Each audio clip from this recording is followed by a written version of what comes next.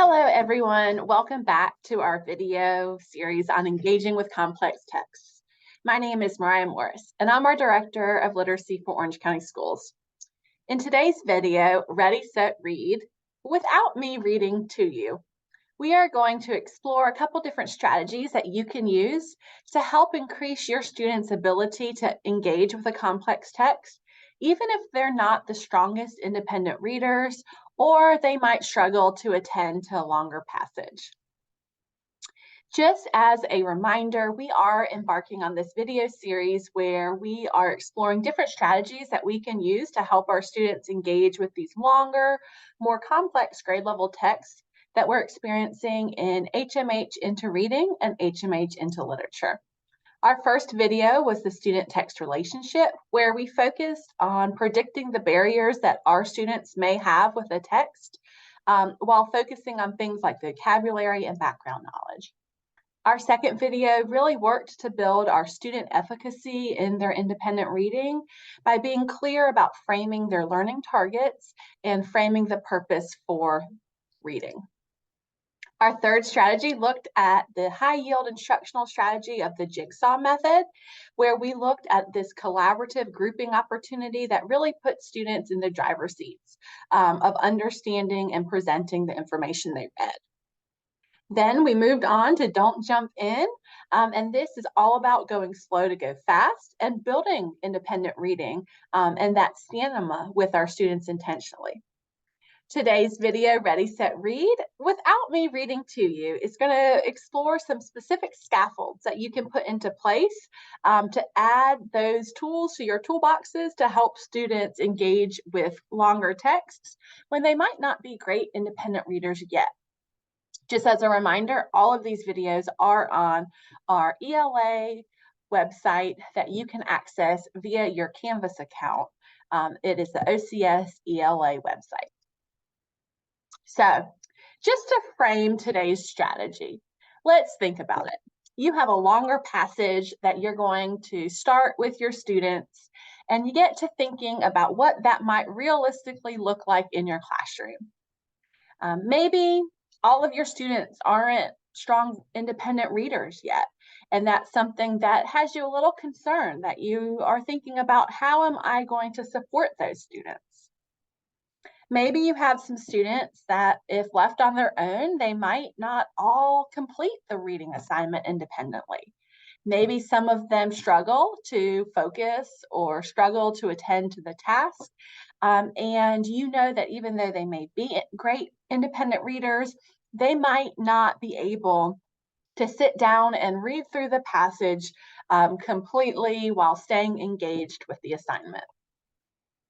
And you also know that deep down, you really want all of your students to be exposed to the text.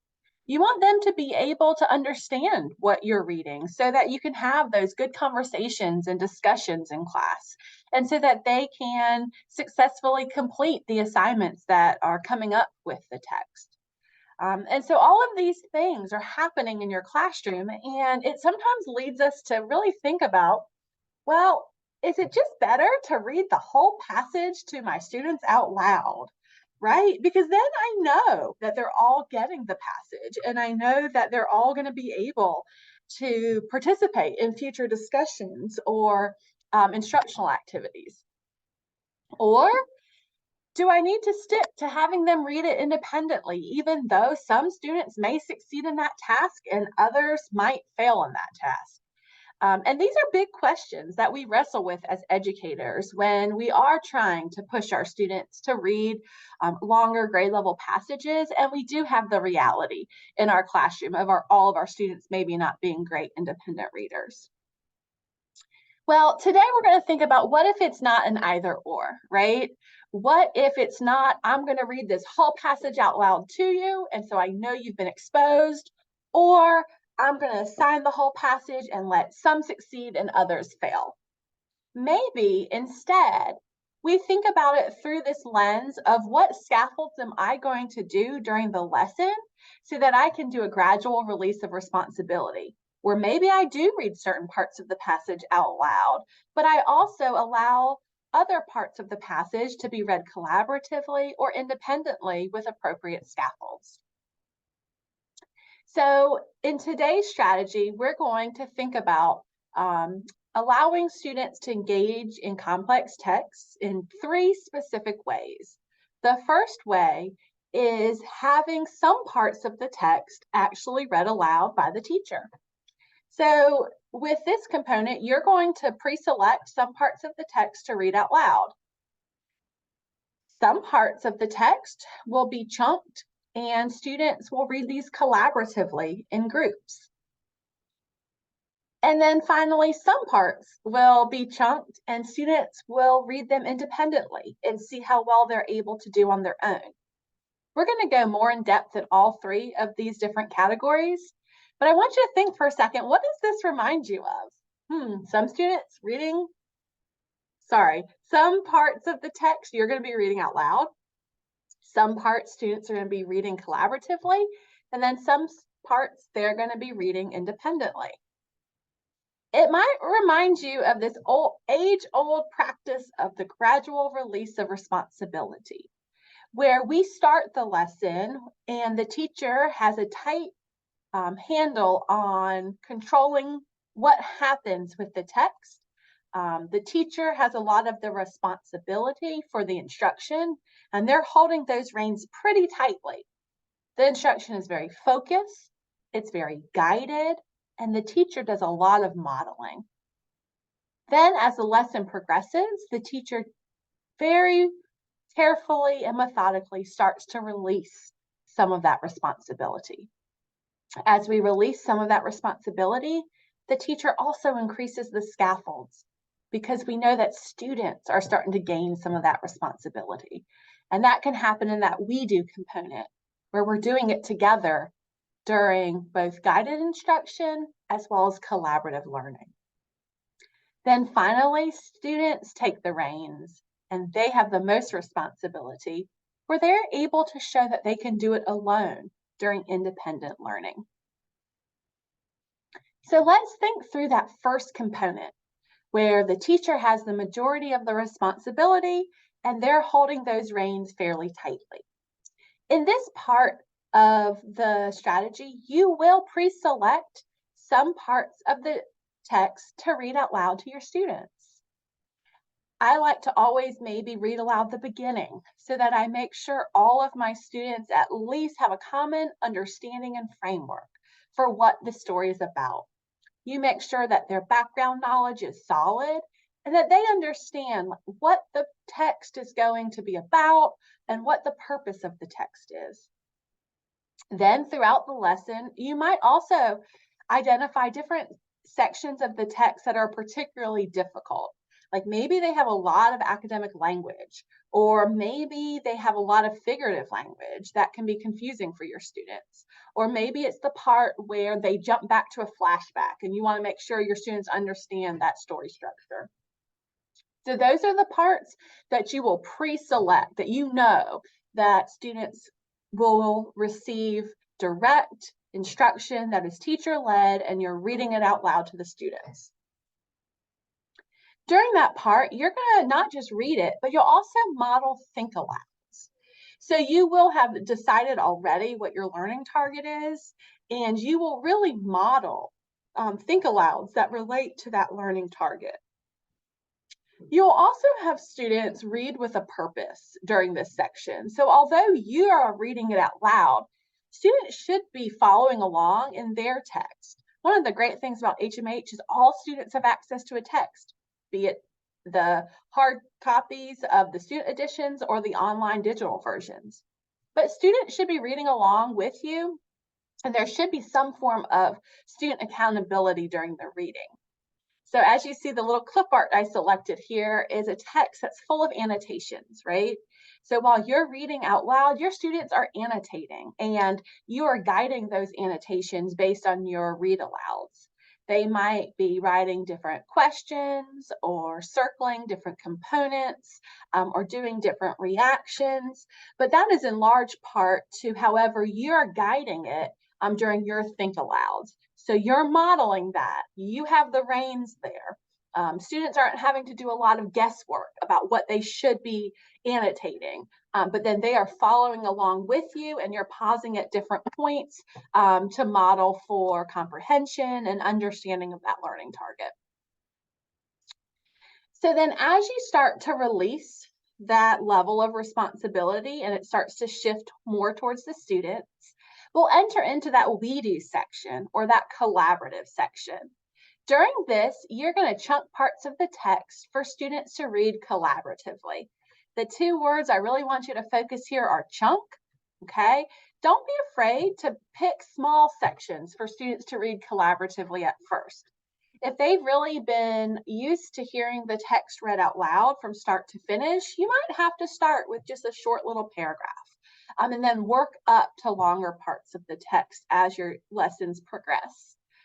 Also, the second part of this is that students will read collaboratively. This is not a time yet where they're reading by themselves and understanding the text by themselves. This is a scaffold that you put into place so that they have peers in their group that they can lean on when they need help and support throughout the section that they're reading.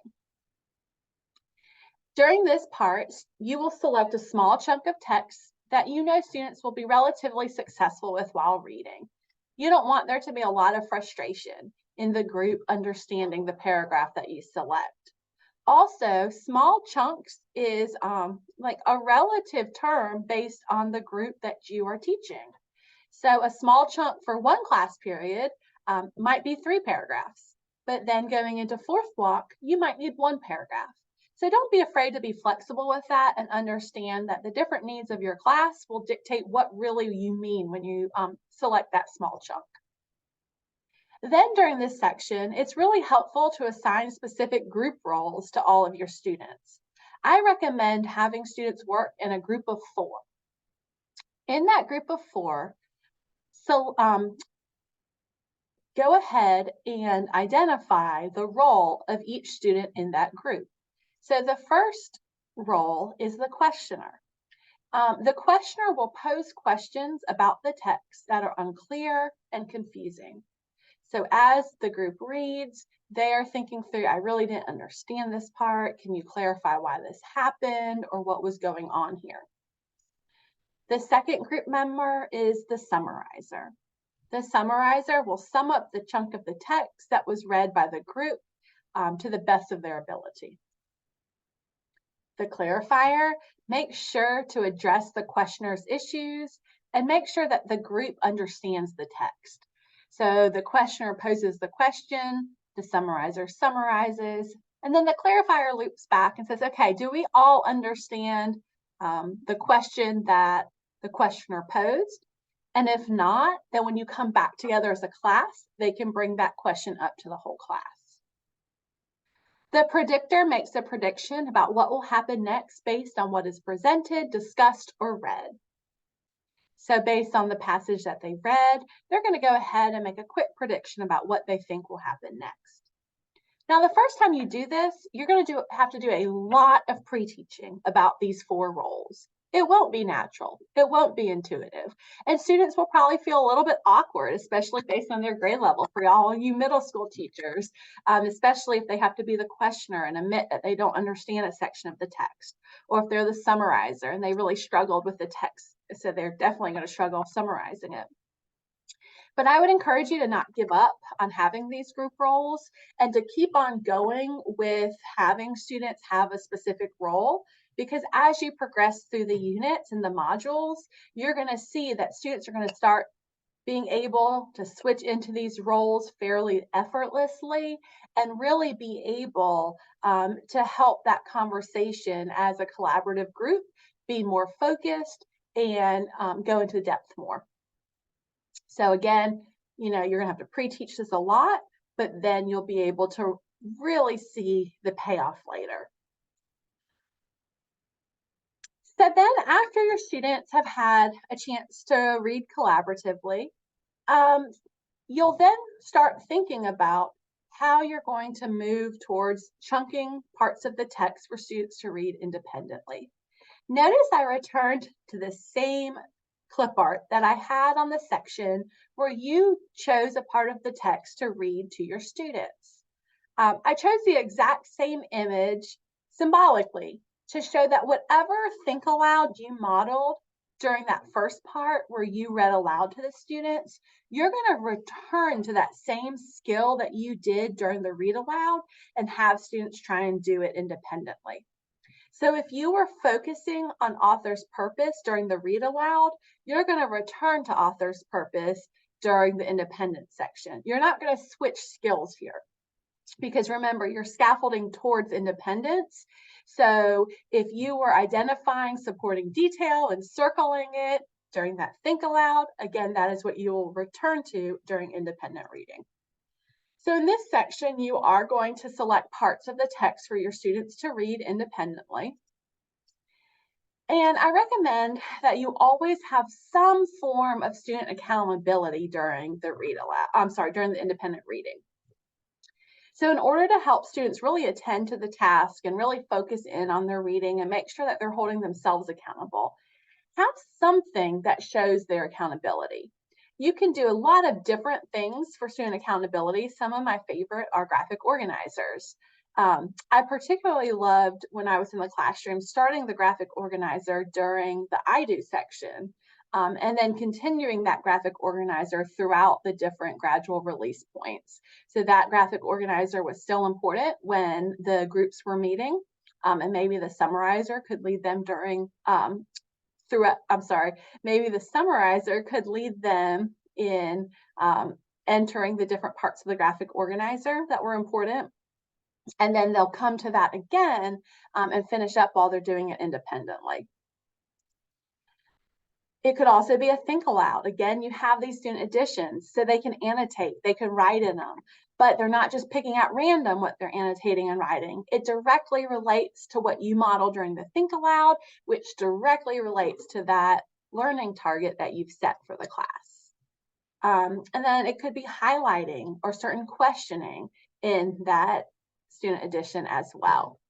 If you have a really active class who might struggle with that independent reading, I have found that it really helps to circulate and move around and give immediate feedback. So you are immediately checking their work when they're done. You know, you're giving them checks in their student editions. You too are writing in their students' editions as you walk around. Anything to give that immediate gratification can really help just kind of settle the energy and focus students who might be a little bit busier during independent reading than others. So in this strategy of thinking through how to move past reading the whole passage out loud to your students to chunking different sections with intentional scaffolds, I want us to try to crush this all or nothing cycle that so many of us, including myself, engage in. So it's not all or nothing, right? It's not we read the whole text out loud to our students or they read it independently. No, it's merging the two together, and it's thinking through how we can be intentional in our decisions to scaffold students towards independence. But maybe that means sometimes reading portions of that text out loud and going fluidly throughout to collaborative reading, back to a read aloud, then jumping to independent, and really being intentional about how we do that. Whenever we make change, it can be hard. Sometimes we put ourselves in this mindset of the change has to be perfect. But we all know perfection is impossible. And it's inevitable that we're going to make mistakes, especially in public education, right? In fact, it might go great in one class and then it might just absolutely fail in another class. And so let's shift our mindset that mistakes don't ruin our progress or the process. In fact, sometimes they are the things that we can learn the most from. We're not failures, and we shouldn't engage in that negative self-talk if we try this and it doesn't go well the first time, or if we try it and goes well the first and second time, but then bombs the third time. That's okay. So I'd encourage you to not give up completely when you do hit little bumps in the road. But to keep moving forward in this process with this goal that ultimately our kids will increase their ability to read these longer texts independently. I am here for support. Please reach out to me at any point. I love serving as a thought partner. I love coming in and modeling, teaching your students, co-teaching with you, anything that could be of support. Please don't hesitate to reach out. Thank you guys so much for all that you do, and I look forward to seeing some of this in your classrooms soon.